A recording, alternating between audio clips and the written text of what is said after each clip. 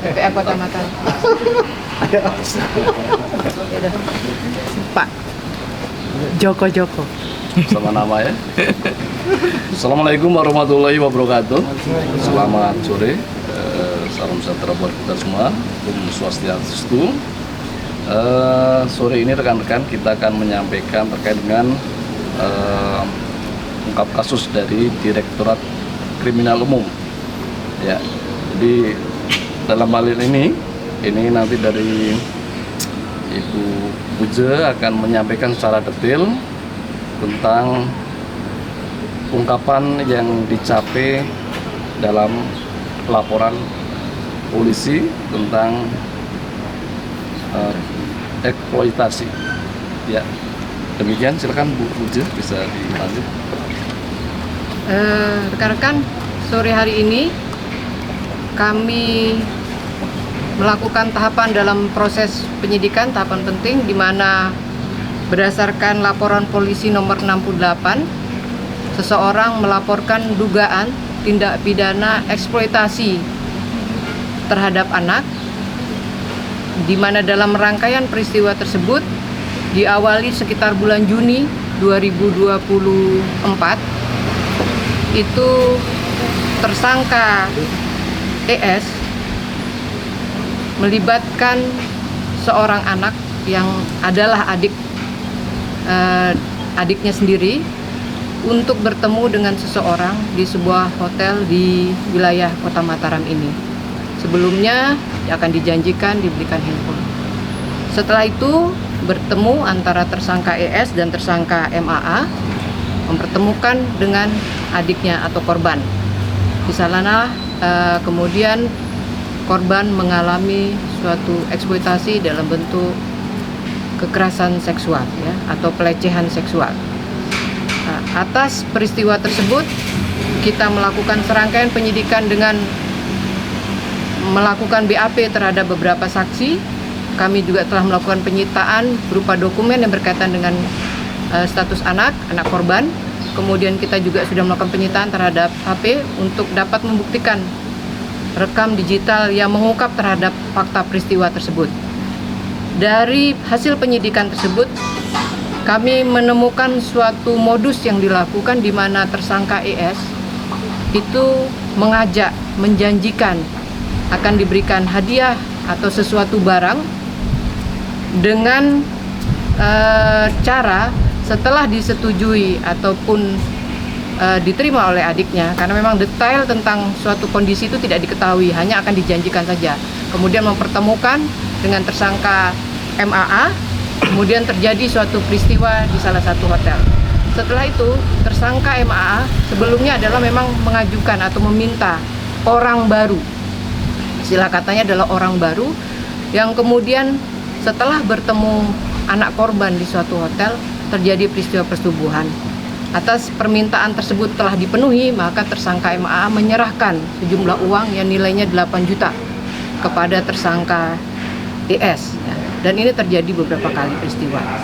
Atas fakta peristiwa itu, kami kemudian hari ini di tanggal 10 Juni 2025 menetapkan ES atau meningkatkan status ES dari saksi menjadi tersangka, termasuk meningkatkan status MAA dari saksi menjadi tersangka. Kedua tersangka kemudian kita persangkakan dengan pasal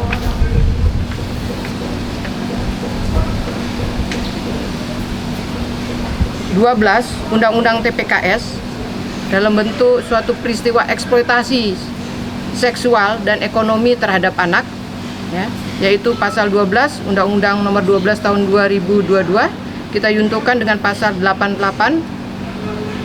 Undang-Undang Perlindungan Anak. Terhadap tersangka MAA sebagai seorang yang turut serta melakukan suatu tindak pidana eksploitasi anak, kami persangkakan dengan pasal 12 atau pasal 88 junto pasal 76I Undang-Undang Perlindungan Anak dengan ancaman hukuman paling lama 12 tahun. Mungkin sementara itu yang dapat kami sampaikan terhadap kedua tersangka sedang menjalani proses pemeriksaan dalam statusnya sebagai tersangka. Itu terima kasih. Tersangka satunya lagi mana Bu yang Masih MA? dalam proses pemeriksaan, nanti kami berikan kesempatan sambil melintas untuk mengambil dokumentasi terhadap pemeriksaan yang bersangkutan. Bu, korban ini anak kabarnya anak usia sekolah 13 dasar tahun. 13 tahun, dan kemudian berarti pelaku ini yang MAA adalah pelaku pedofil? Sementara belum bisa kita identifikasi seperti itu, tetapi terhadap korban inisialnya AP itu dilakukan yang usianya 13 tahun telah dilakukan suatu tindakan yang atau peristiwa itu berulang sampai dengan kami identifikasi sekitar 4 kali peristiwa. Karena karena korban masih anak-anak, berarti kan ada identitas bahwa dia adalah pedofil itu Bu. Ya nanti kami tetap kami identifikasi kembali apakah masuk dalam kategori sebagai pedofil atau mungkin nanti penjelasan bisa lebih mendalam terkait dengan apakah yang bersangkutan dapat dikategorikan sebagai pedofil ya. Bu, Joko hadir juga. Bu, ini kan sudah berulang kali dipakai oleh pelaku korban ini, dan Dipakai apa? dan si pelaku sempat menyerahkan uang 8 juta. Apakah 8 juta itu setiap kali melakukan atau bagaimana? Peristiwa pertama itu pada saat peristiwa pertama dikasih itu, kemudian pada peristiwa selanjutnya berbeda, jumlahnya semakin rendah ya atau semakin menurun. Berapa kisarannya? Yang kedua, yang kedua, ketiga, dan keempat itu Pak? Ya ada sekitar 1, ada yang 2 ya. Apakah keduanya akan ditahan setelah ditetapkan sebagai tersangka? Kebetulan yang tersangka ES ini memiliki anak usia 2 bulan, sehingga kami juga mengedepankan aspek kemanusiaan, mungkin tidak dilakukan penahanan tetapi ditempatkan pada suatu tempat pengamanan tersendiri. Kalau MAA Bu? Kami rencanakan melakukan upaya paksa untuk hari ini. Dilanjutkan setelah pemeriksaan sebagai tersangka, kami lakukan dengan upaya paksa. Ya, MA ini pengusaha. Ya, demikian. Mungkin ada tambahan dari Mas Joko terkait dengan fakta peristiwa lainnya. MAA pengusaha. Lanjutkan pemeriksaan. Iya, teman-teman. Jadi kasus ini sebenarnya masuk di LPA tanggal 23 April 2024. Awalnya kasusnya adalah kasus anak yang melahirkan usia masih 13 tahun, usia SD, melahirkan, dan kemudian setelah kami melakukan satu proses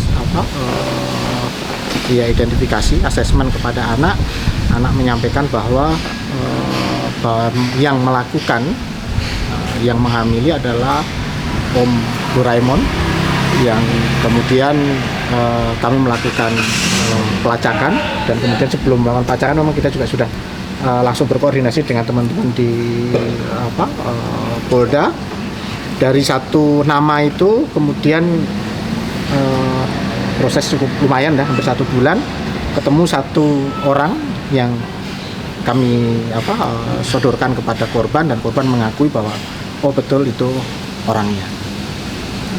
Nah, hari ini saya sangat mengapresiasi teman-teman di Polda. Hari ini pemeriksaan saksi, dan ternyata kemudian sudah ditemukan alat bukti yang cukup, langsung dilakukan proses penetapan sebagai tersangka. Terima kasih Mbak.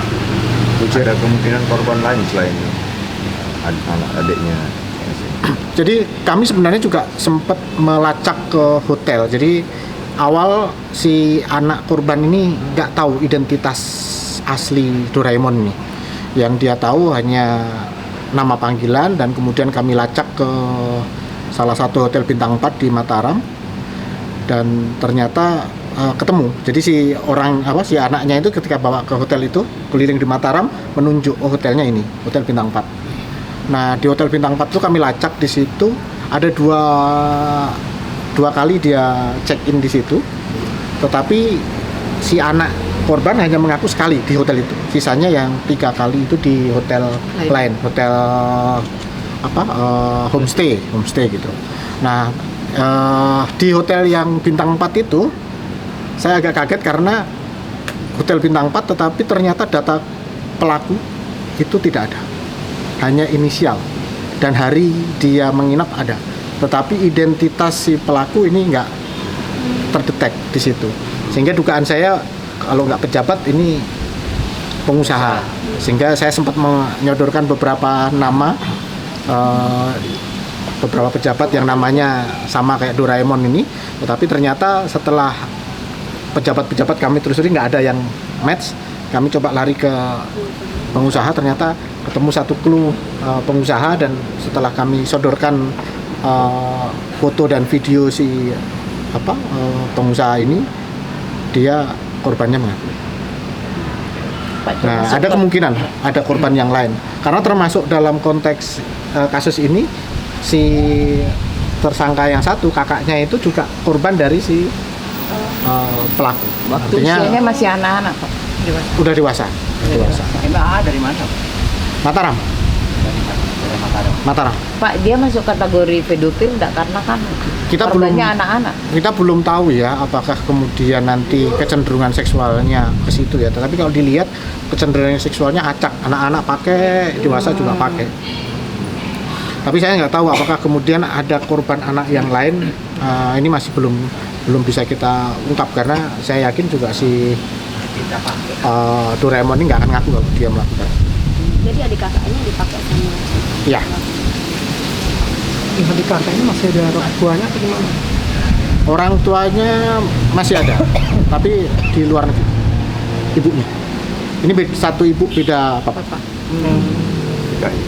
Kalau dari hasil pemeriksaan Pak Joko dan Bu Puji, pelaku mengakui, Pak. MAA ini mengakui nggak?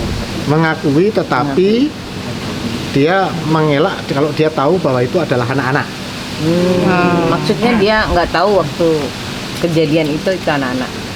Kira-kira seperti itu ya Mbak Puji.